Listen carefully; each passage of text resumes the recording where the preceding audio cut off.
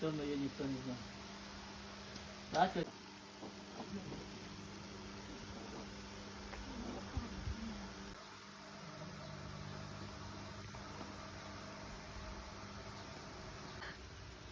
Мои подписчики хотят знать, что бабушка делает.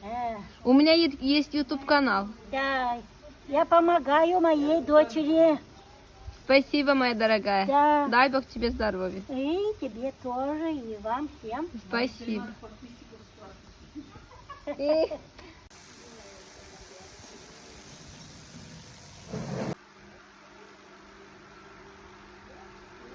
Маленький.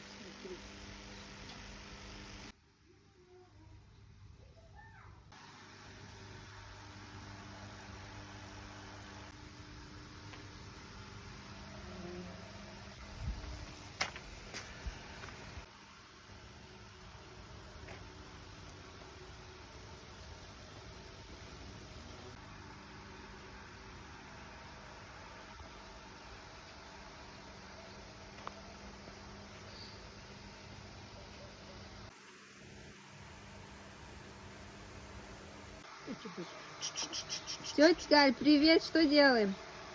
Сидим с внуком.